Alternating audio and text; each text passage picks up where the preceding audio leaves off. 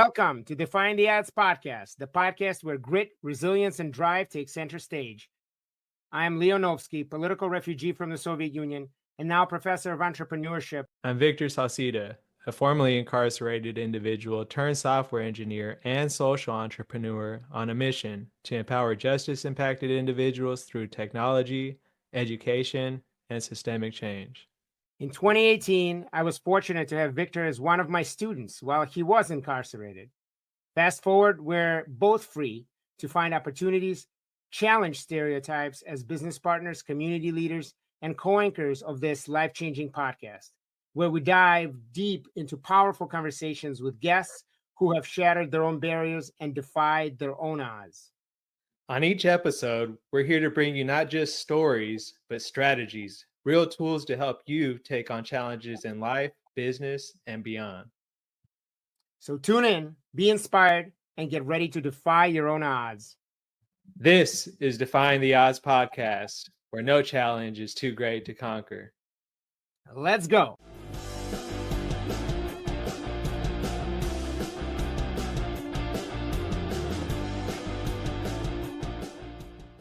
Hey, what's up? Hey, Victor. Hey. How are you doing today on this fine, wonderful afternoon?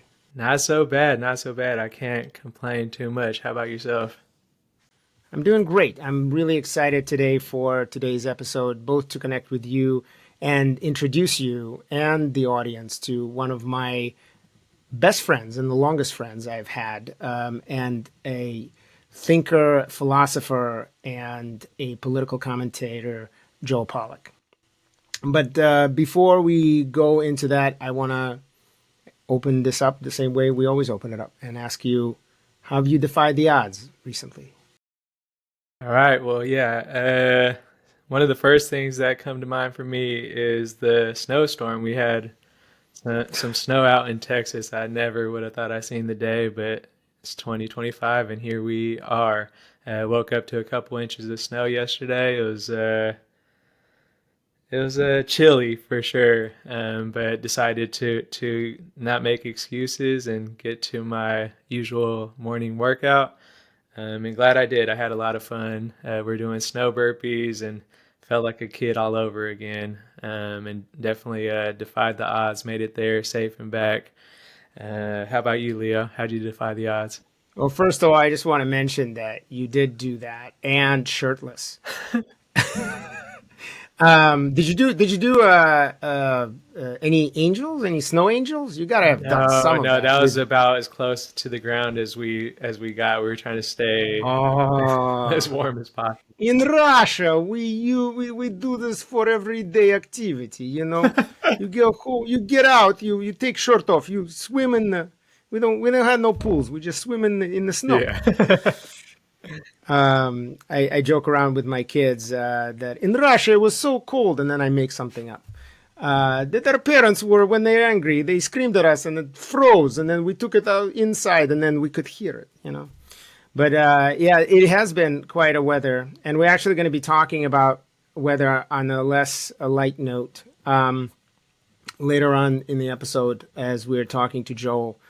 Because this is kind of a special edition, and his Defying the Odds story is ongoing, because we're going to be talking about none other but than Palisades Fire, and he will be talking to us from the fire zone, which is pretty incredible as it is. So, but for me, how I defied the odds, well, one is my spouse has gone on a trip to South Africa, actually, for business, and I am on my own with the kids for a week. And yes, I know what everyone will say here, that is not defying the odds, but it is for me, okay?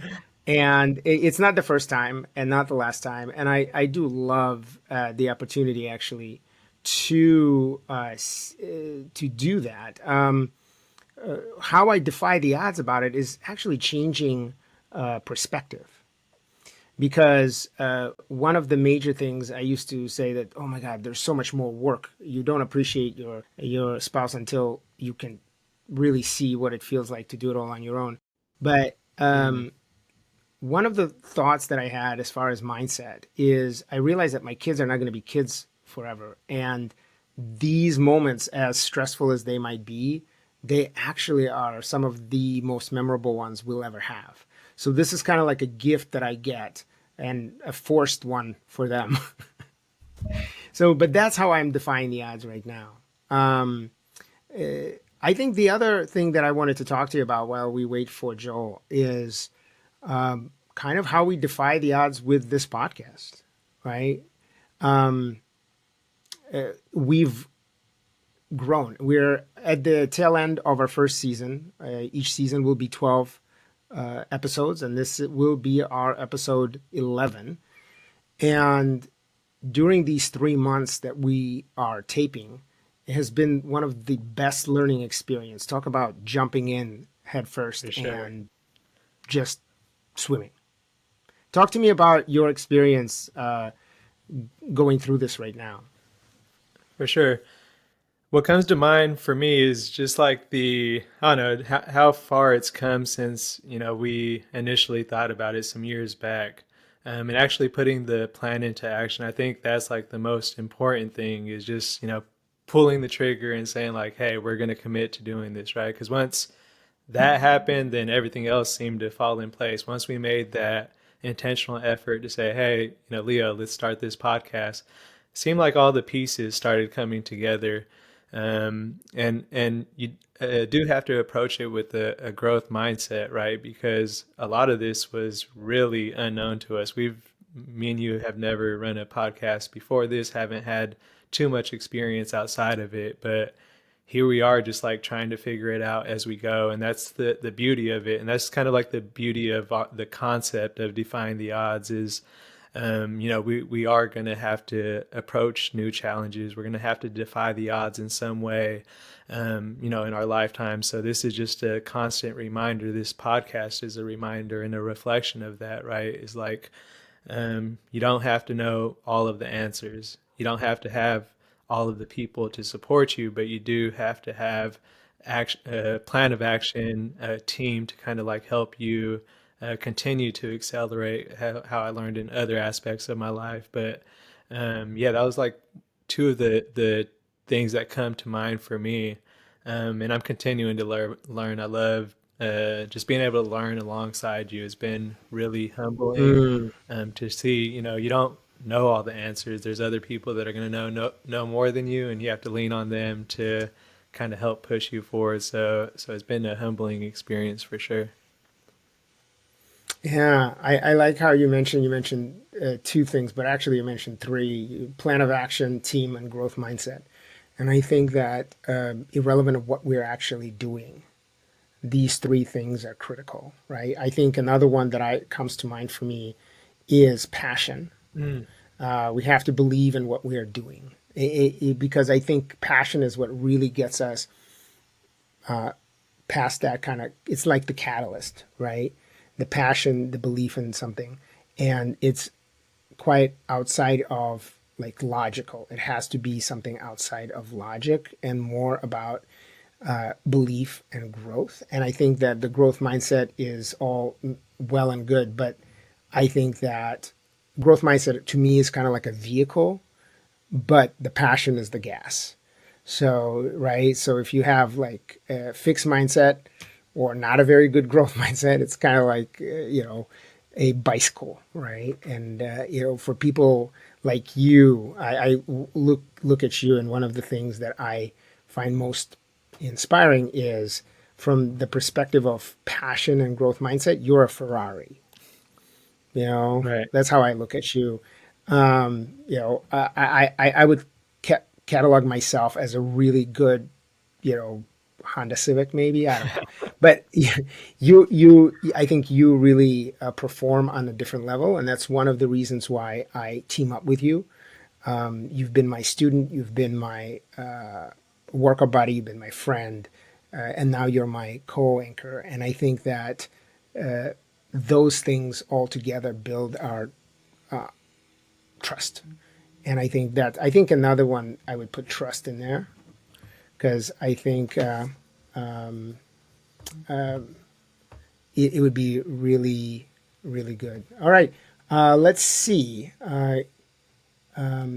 Joel says he is here, and I'm not yet seeing him. How is that? All right.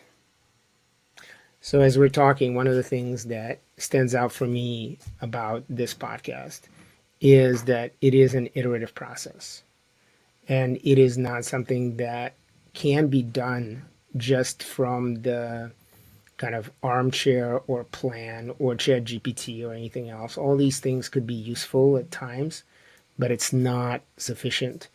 And the only solution, I think, the only trick is to, if there is a trick, is to do what Dredd calls collision learning, and being willing to take that risk.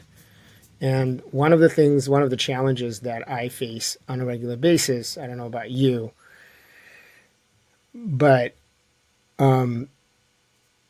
it's the challenge of assuming that things are going to work out the first time around. I don't know how many times I have gotten myself into trouble because in my mind, like, I could see how it's supposed to work, and so it will work that way, right?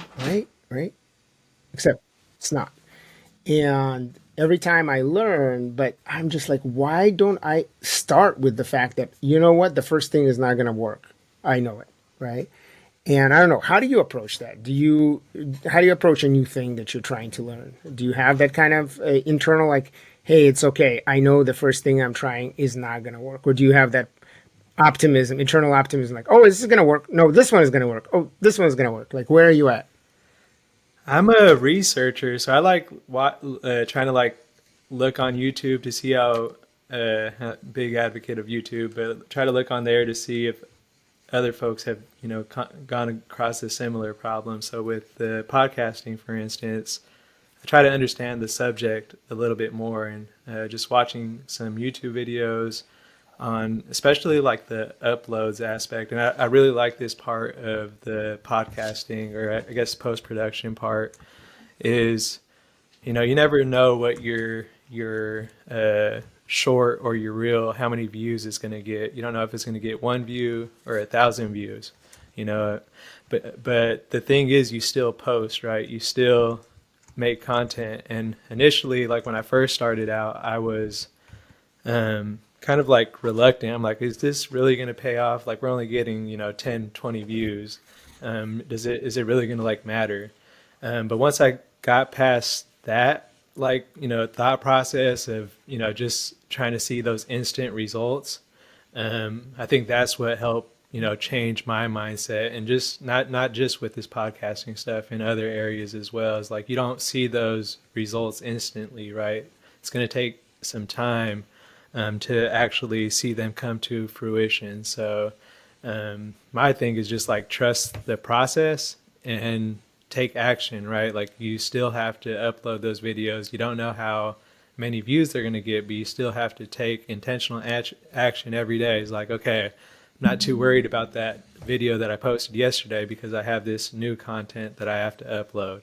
So you continue to create like this structure, discipline that'll allow you to kind of grow. But I love the analogy of just approaching it just like your YouTube views. Is don't worry about like that initial reaction that you get those first couple of days. It might not kick off till a month or two later. You never know. So just keep posting, keep being consistent, keep showing up. No, that's true. That's so important. Oh, there you go. Woohoo! Hi. All right, Joel. Hi, how are you guys doing? Doing fantastic, man. I'm so glad to see you, everybody. This is Joel Joe Pollak. I just wanted to introduce him really briefly. I know that he is busy and he is actually on location in his own neighborhood in Palisades in California. But for those of you who don't know who Joel is, Joel Pollak is a distinguished journalist, author, and political commentator, currently serving as a senior editor at large at Breitbart News. He's a Harvard Law School graduate. He has become a prominent voice in conservative media, offering in-depth analysis and thought-provoking commentary on American politics and culture. He's also an author of several books exploring topics ranging from politics to free speech to religion. And on a personal note, Joel has been a close friend of mine for, Joel, I just calculated 34 years. Yeah. I have known you since we were 14-year-old freshmen in high school. You were the first person who befriended me as I was 2 years out from being a political refugee from the Soviet Union. And I remember our other big connection that's revolves around podcasting or social engagement is that I was your first interviewee and you were my first interviewer, I believe, at the age of 18 when I became a U.S. citizen, and there was a calamitous swearing-in ceremony that landed scores of people into the hospital because of poor prep. And you interviewed me about it on NPR of all places. So I know that one of the things I value about you is your curiosity, intellect, and passion for storytelling. And that was evident then and even now and through your books. I don't necessarily we don't agree on everything, but we agree to care for each other and to learn from one another. And I've been a big fan of yours, and I follow your thinking. But we are here on this podcast called Defying the Odds Podcast. So the first question that I have for you is, how do you defying the odds for yourself? Like, what does that mean when you hear defying the odds? I suppose that if you talk about defying the odds, some of it is simply chance. The neighborhood you see behind me is my neighborhood, and most of it was destroyed. Most of it looks like this. This you can see was somebody's home. Most of the homes only have a chimney stack left. Over here, there was a gate. In many cases, the gates and fences survived, but the house didn't. Mine was the opposite. My fence burned, but my house didn't. The wind came from this region, blowing from the north and northeast. That's the Santa Ana wind, amplified by a very strong jet stream in this case, which caused extreme winds, 80 miles an hour, maybe 100 miles an hour at the top of the mountain behind me. In my area, that same wind came through, but there were a couple of other factors. First of all, I had a natural fire break between myself and the next building, which is a lot that is owned by the Department of Water and Power.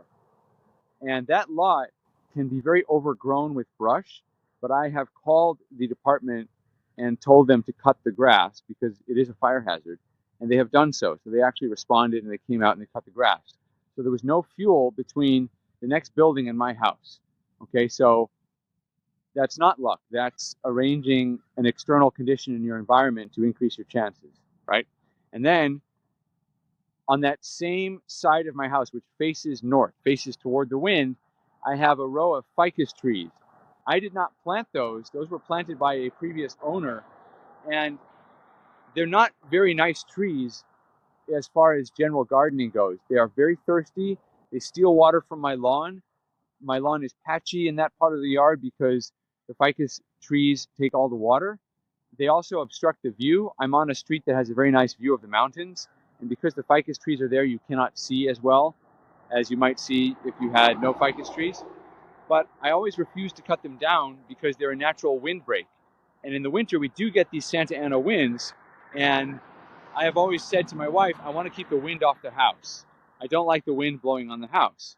So we kept that fire break, and as it turns out, since the fire was being born on these embers that were carried by the wind, the ficus trees served as a natural screen to the embers. So the ficus trees, almost all of which are still standing, they got scorched, and there's some fire damage to the trunks and some of the leaves. But basically they were a shield. And that was a decision I made primarily out of concern for wind and not fire, but it probably saved the house because they were there to block the embers. Many other houses here built with better materials. Mine is an old house made of wood. Those houses burned because they just happened to get some embers on the roof or on a part of the structure that burned very quickly. This was a very hot fire. People who evacuated from this area late in the evening of Tuesday, January 7th, said that they could barely stand outside. Standing here was like standing in an oven. They said it was like being inside an oven because everything around was burning at about 1200 degrees Fahrenheit, because they have found different kinds of metal that melted. Aluminum melted, silver melted. Some metals didn't melt. There are safes that have survived. I'm not sure I want to advertise that too loudly. We don't want looters coming through looking for safes, but those safes are rated for fire of extreme temperatures. So most of those safes survived. I've been able to reassure residents that their safes are probably okay. That's also why we have the National Guard and the police guarding entrances here. That's why I was late here. I got stopped by the National Guard for 5 minutes. They're being very careful, even if you have a press pass, who they're letting up here. And the president is going to be here. He's going to drive on this very street to, not tomorrow, but Friday. Anyway, finally, I'd add one other thing. You can increase your odds of success in a situation if you have the right relationships with people. So when I got to my house 24 hours after the fire started, the fire was still going. There were homes burning all around on every side, but my house, which is on a corner, was accessible to me, not by car because there were down power lines, but I parked my car a block away and I walked around the power lines. And I got to my house and it was still there, and my fence was burning and my neighbor's trees were burning, and I was able to put those fires out. If you want, I can tell you why briefly. But the most important thing for this discussion right now is that when I got to my house, I discovered that my garden hose was already across my lawn, which means that some neighbor or maybe even a firefighter had come earlier and had taken the hose, turned on the water, and sprayed the fence, which had been on fire. So if you have good relationships with your neighbors, chances are you're going to get help when you need it. And I didn't even know who did it. I still don't know who did it. The point is, my odds of having a house after this fire were increased by those factors. So you take the environment into account, you take risk factors into account, you have good relationships with people, or at least you avoid bad relationships. In 2020, a lot of people had political yard signs out. I didn't put a political sign out this year, not because I'm afraid of what people might think, but just because I decided I needed to have good relationships with my neighbors, because who knows what kind of emergency is going to come up where you need those relationships. So in terms of beating the odds, I mean, I don't think I'm better or smarter than anybody else. And I know people who are braver than me, who stood by their property throughout the night as the fire came over, and they still lost their homes. I mean, they did everything they could. And with that wind blowing, there really wasn't much you could do. But we happened to survive because of these factors. Topography may also have had something to do with it. There's a slight depression in the land that may have caused an updraft over my house. I don't know that for sure, but basically, some of it is luck, but some of it is preparation and relationships. Well, I love what you're saying. And I think for what I got out of what you're saying is that there are three things to defying the odds based on what you're saying. What I heard is, one, there's chance and luck. There's something about that. But really, the other two are the most important ones. One is build strategies and systems to make better luck. Right. And you've shown examples of that. And number three is the relationships, the connection, what I call the network of people who will help you through the hardest parts. And sometimes you don't know who they are. And sometimes you can never pay it back, but pay it forward. And I think that these are the elements Joel, this is, we've been doing this this is our 11th interview. And one of the benefits here is that we keep hearing some of the same strategies or some approaches. It becomes really powerful to hear it from people of all walks of life. And I appreciate that. Can you, Victor, do you have a question for Joel? I see that you just kind of like noted on systems and just kind of like setting yourself up for systems. How do you actually have like the discipline to follow through with that system that you create for yourself? I keep it simple. I only have 5 things in my day that I have to do, and that's how I do it. I don't add more than 5 because we only have 5 fingers on one hand, right? So you got to keep it simple. So my daily system is I have to write. I have a journal that I keep. I've kept journals for 25 years. I managed to save them from my house before I knew it was going to survive. I pray, so there's a religious component to it. I exercise, do some kind of exercise. It could be as simple as walking. It doesn't have to be going to the gym, but take a half an hour and walk around or do something. I work. I have to do my job. And the last one, I've actually switched recently. So the last one is creativity. I try to do something creative every day. But given the situation we're in, my wife and I have gone from being evacuated from our house. It's still standing, but we can't live there right now. We've gone from a 5-bedroom house, 6 people in a 5-bedroom house, to 6 people in a 2-bedroom apartment that we're renting right now. So I've switched from creative activity to childcare. So those are, I would do childcare anyway, but now I have to make it part of my routine in a way that I didn't before, because my wife and I both work and we just have so little space that everybody has to chip in with the cleaning and childcare and whatever else needs to be done. Leo, you were a political refugee when you came to Chicago. I'm a Yeah. refugee internally from this fire, as are many of my neighbors. In fact, all of my neighbors, whether you have a house or don't have a house, nobody's living here at the moment. And we're all learning to deal with that situation. But basically, that's the 5-level system that I have, the big 5, I call it. And I think if you can do those 5 in a day, you've had a successful day. You're not going to get to them every day. Sometimes things interfere, they interrupt. That's okay. But generally, you just try to do the 5. And, you can take a break once a week. But that's what I try to do every day. That's really powerful, man.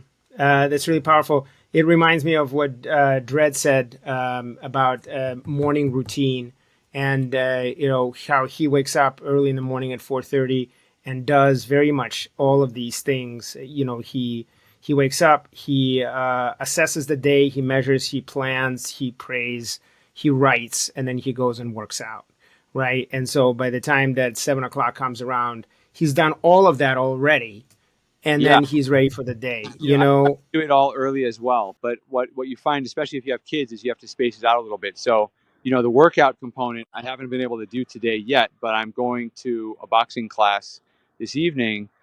And even though there's so much else going on, you just have to try to take the time when you can to do something. And, there have been days, especially since the fire, where I couldn't really do it. But for example, yesterday I signed up for a rowing class, and because of this fire and the coverage I'm doing, I was late getting there and I had to leave early. So I was only there for 10 minutes of the class, but I explained the situation to them. They let me do it. And as far as I'm concerned, that checks off number 5. I mean, obviously it would have been ideal to stay for the whole time, but sometimes you can just do things to the best of your ability. Or if a prayer, I don't have time to pray the full length of the prayers, so I'll say a very short prayer. That's not the everyday. That's not what you want to become part of the routine. You still aim to do everything fully, but sometimes you can just touch each of the steps, and that's all you can do. And you have to be forgiving with yourself. I think that's so powerful, the forgiveness of yourself.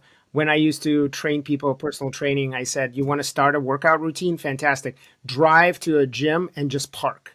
Right. Just park. It's the parking. It's the parking that matters. It's not the whole thing. Or if you want to go, Victor knows this firsthand, right? If you put your shoes on, if workout shoes on early in the morning, you triple the chance that you're actually going to get out there in the gloom.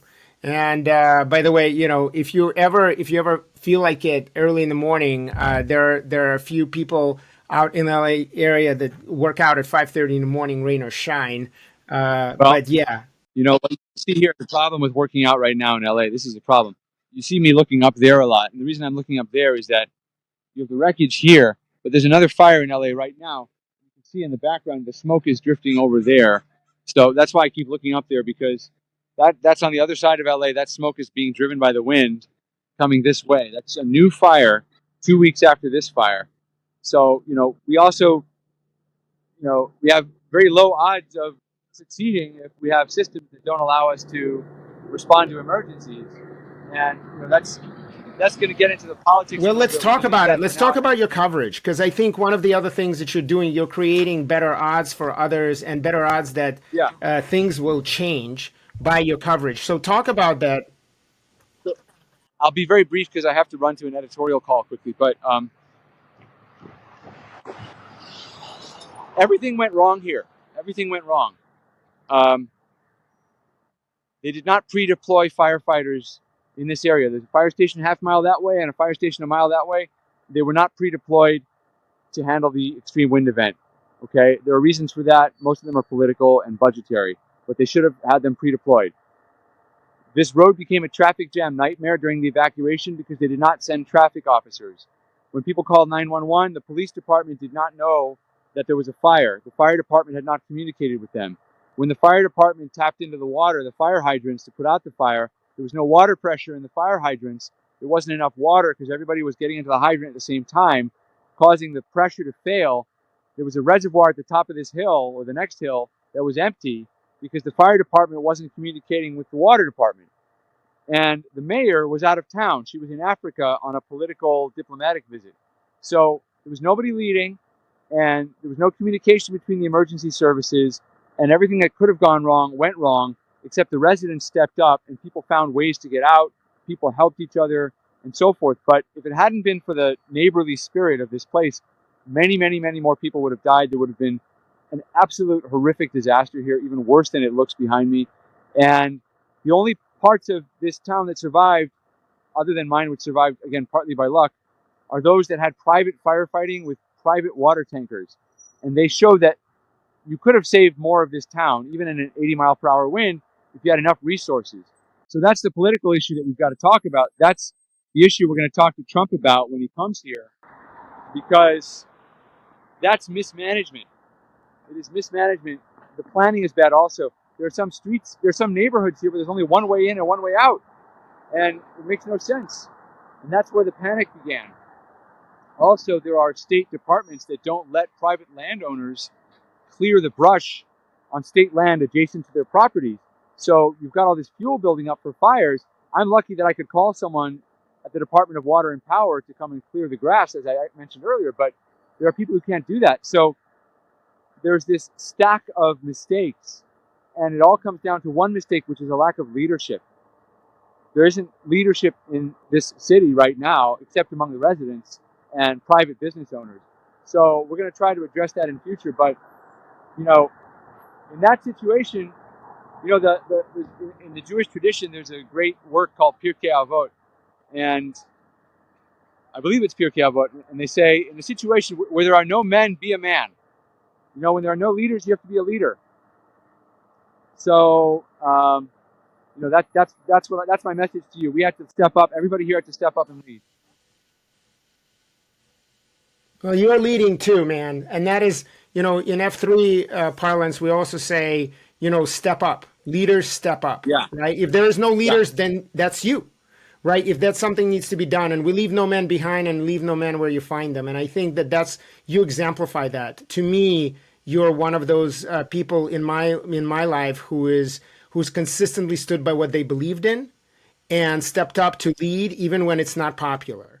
And I really want to commend you and thank you for covering this. I know you've been helping other neighbors using your privilege, that you have a privilege as a journalist to help other people and save things that could never been saved otherwise.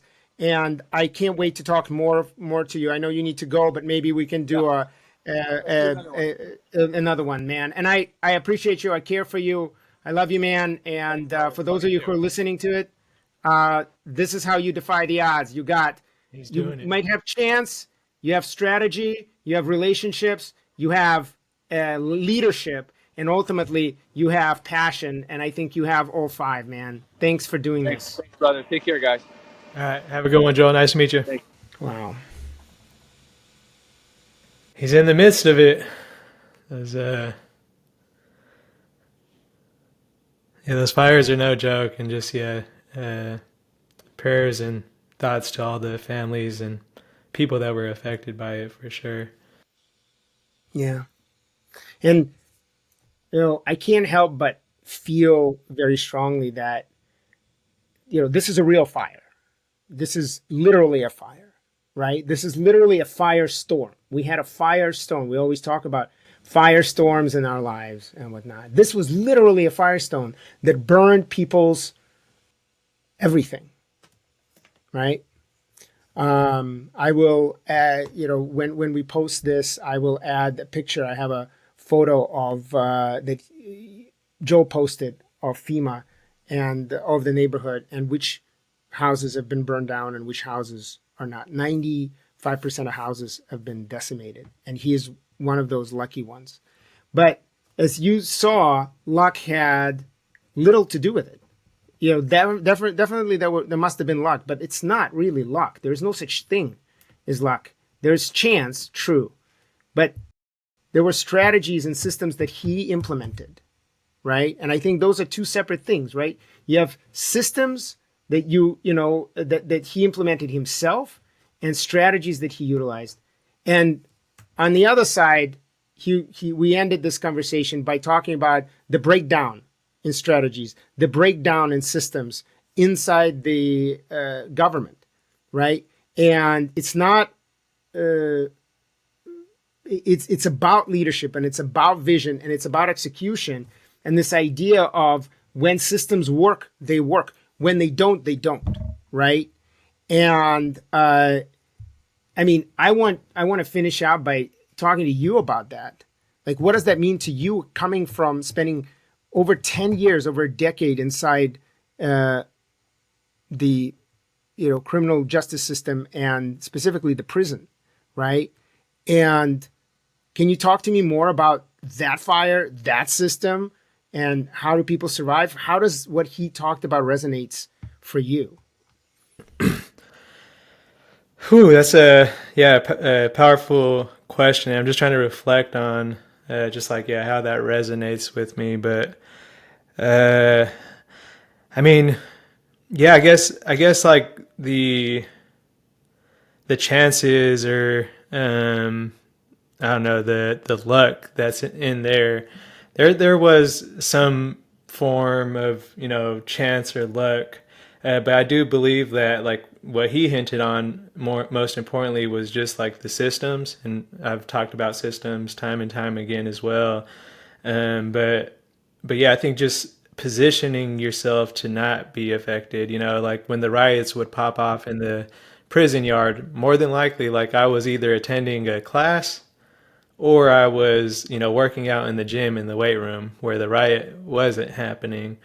So positioning myself to not be to be as far from those scenarios as possible, heighten my chances of me actually getting in that riot. So lessen my chances rather. So I think, like, you do have to be intentional about your systems, and then if they don't work, if you find yourself in solitary confinement in the hole because of the riot, then you start questioning, was my system working? And that's what he said, just like reassess. Like, you have these goals, if they don't work, you have to reassess, right? So if I did get in the riot, I would have to reassess my systems, because I'm like, all right, obviously who I was with or who I was hanging out with at that time, allowed me to get in this situation. So let me see how I'm going to do it differently the next time. So you have to definitely change your approach. You can't do the same thing and expect a different result. But also, I think, like, the thing that he noted on was, you have to position yourself to not be in those places. You have to position yourself to have better luck, have better chance. It's not going to, create itself. And even in a prison setting, like, those things still ring true for sure. Wow. I'm kind of always trying to figure out and summarize the learnings from each episode. And one of the things I added to how do you defy the odds, how do you keep defying the odds, is this idea of the courage to reassess, the courage to see, because it does require courage to look at something and say, this is not working. And I want to kind of make it real for you, because I know the story, or at least part of it, and I want to challenge you with it, because, you started, the way I know your story is you started your journey to redemption, right? The first, when you were booked into a county jail, and we're looking at 36 years to life, right? And you said, "That's it. I'm changing my life around." But that was not sufficient, right? You continued to be part of the gang that literally was your family for majority of the time that you were incarcerated. I don't know exactly the timeline, but that's what I want to know. And then at some point, if I remember correctly, you decided that could not. You had to reassess. You had to reassess the piece. So talk to me about it. Yeah. So yeah, that was one of my biggest battles, was my gang affiliation during incarceration.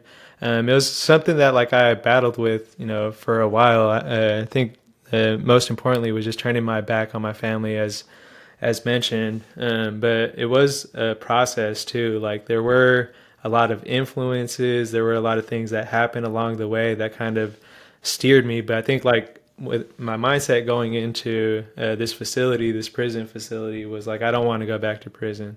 I want to stay out of it. I was looking at this 36-year prison sentence, but for me, it was just like seeing all of the hypocrisies within my own organization. I think like help influence that. Is like, okay, starting to see like, what prison really is and what politics are within the prison. One of the hardest truths that I had to find out was I was no longer going to war with my enemies. I was going to war with my own people.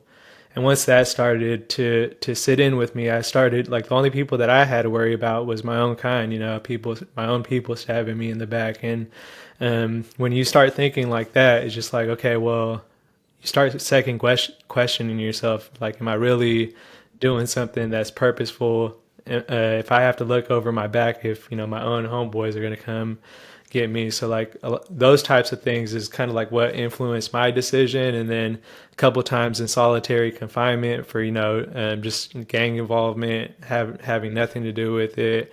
You just get tired and fed up with it, right? And then like eventually there was a point in time where I was sitting in solitary confinement, for absolutely nothing that I did. And here I was going to get shipped across the state for nothing, all of my educational opportunities stripped away from me. And it was, I guess, like that last straw, right? And I made just a note to myself. I was talking with one of my, we're in solitary confinement, my neighbor. We're talking through the slit of a door, but I was just like, man, I'm tired of this. I don't want to go through this experience. I don't want to, get shipped off across the state.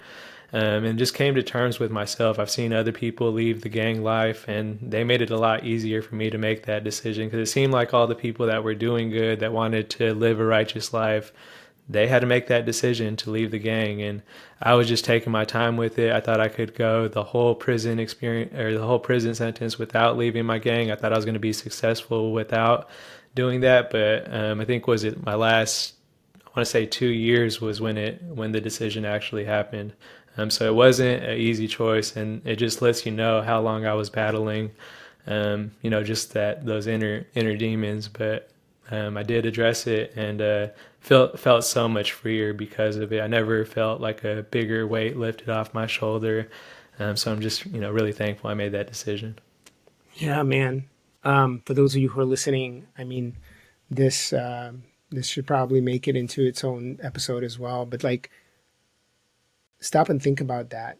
First of all, I could see the emotion in your face, behind your eyes. This is a really, really challenging thing, and I like that you put a timeline to it. Right? You were released in 2020, I believe, and so 22 years before that is 2018. Right. And I believe that you joined Defy Ventures, the program that I ran, in 2018. In August of 2018. Right. And you graduated in May or something like that, I believe. And so if just give me a sense. So if August 2018 is when you showed up to I wasn't there too long. I wasn't at that facility for too long. Not even a year for sure. So I remember. so you joined, when did you make that big decision in the solitary? Was like how many months or before I met you? That had to have been like 6 months to a year. Wow. Yeah, it was pretty new And still. the man that I met there, it was a very different guy that I probably would have met a year before. One of the big learnings that I've learned by doing prison work is I would consistently meet people like you, people who have transformed themselves, people who exhibit more leadership, more gumption, more common sense, and more accountability than pretty much anyone I meet on the outside. And then it inevitably made me ask the question, like, why are you here? Like, why are you here? And inevitably, I got the same answer again and again and again. And I could summarize it as I heard it is, you should have seen me X years ago. I was blank, blank, blankety blank, right? And so this idea is like, the man that you see in front of you is not the man that came here. So that's why you don't recognize it. That's why there's a disconnect. And for me, it taught me two very, very important things, and things that I still keep to this day, things that drive me. The reason why we're doing this podcast even. And the first thing is, I can never judge a book by its cover or by its current state. So when I see someone who is failing terribly or who does not deserve redemption by normal standards, the person who society throws away, I used to believe that. I don't believe that anymore. When I see a person who is in the depth of their own addiction or their own challenges, and they exhibit really toxic behaviors, for example, I see that this could be a redeemed man in 5 to 10 years. So it goes both ways, right? It goes, For sure. you should have seen me certain years ago, right? And then that to me is one of the most powerful redemptive piece that we're not defined by our past, right? We're defined by what we're doing now. And then the second thing that I take away from all of this work is, just because you made the decision to leave the gang, that was a really tough decision. That did not set you up for success. That just eliminated the bottleneck that prevented you from succeeding in the first place. But it didn't open the gates and gave it to you on a silver platter. You had to work your butt off. You worked the hardest in the whole class, right? You took on leadership where no one asked you to. You showed up with your two compadres, the Three Musketeers, and you made sure that the class worked. And when people went sideways, and there were plenty of people who went sideways, right? Half of the people didn't make it. Right. You were one of those vocal advocates that said, not on my watch. You're not screwing up. My experience, out of here. Or step up, because you're messing up with my experience, and I'm not letting you do that. And without you, without Jonathan, without the other Victor, and without several other people who stepped up, right? I would not have had the class. I would not have succeeded, because who was I? I was coming in basically a privileged guy who comes in for his own reasons and brings in the program. But I am not a credible messenger. I have never spent a day in actual prison. I've never been in solitary. Right. So you lended me the credibility. You gave me the trust that I needed in order to succeed. But you worked your butt off. And since then, you've worked your butt off. And so my takeaway is, never judge a book, but never judge a man for where they are. And then give them anything and everything that's possible to give them success, but don't tie yourself to it. It's their job. It's your job to succeed. And that's what we're here for. I believe that the mission of Defying the Odds podcast, when I boil it down, 11 episodes in, right, is that we are here to equip people to do the hard work that they must do themselves. No one else is going to do it for them. But Facts. my God, how more powerful and easier would it have been had you had a mentor like Joel, had you heard this episode, for example? So hopefully we'll get this into the hands of our guys on the inside, right? They'll hear this and they will say, hey man, yeah, luck be luck. But Joel talked about strategies and systems. How are my strategies and systems? Man, they suck right now.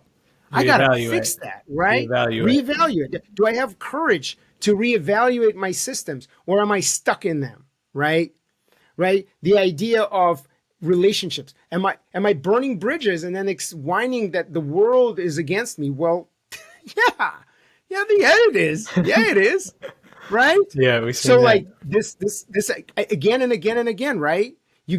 I gave so many chances, same chances I've given you, I've given to several other guys who came out from the same program, and they blew it, right? Because they were not ready to take accountability, right? And many times I myself blow my chances.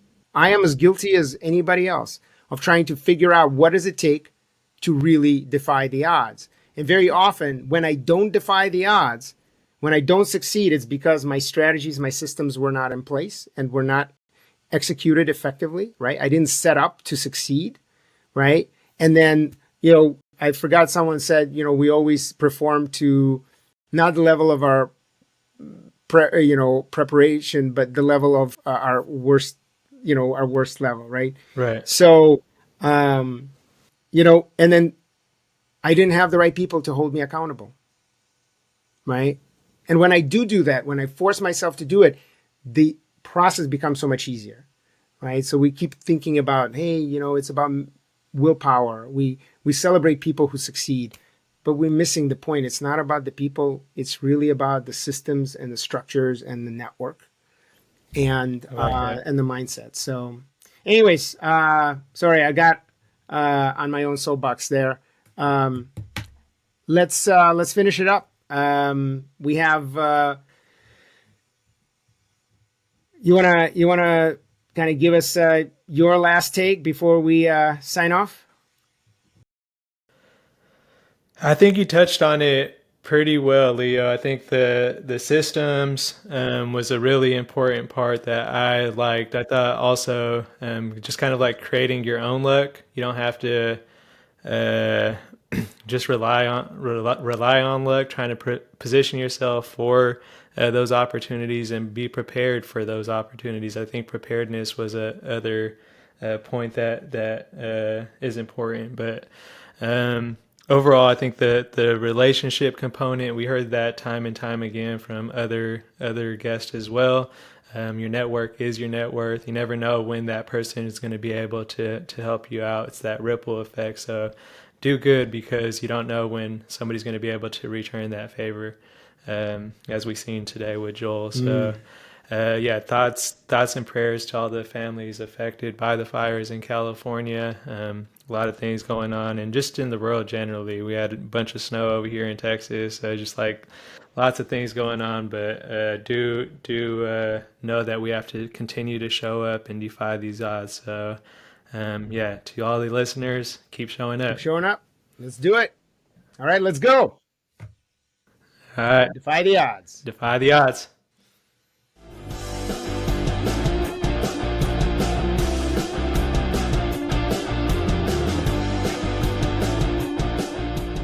Thanks for joining us on this episode of Defying the Odds. We hope you found inspiration, insight, and maybe a new way of looking at the challenges in your own life. Remember, defying the odds is a mindset, and you have what it takes to overcome anything. If you enjoyed this episode, please like, share, and subscribe. Until next time, keep pushing forward, stay resilient, and never stop defying the odds.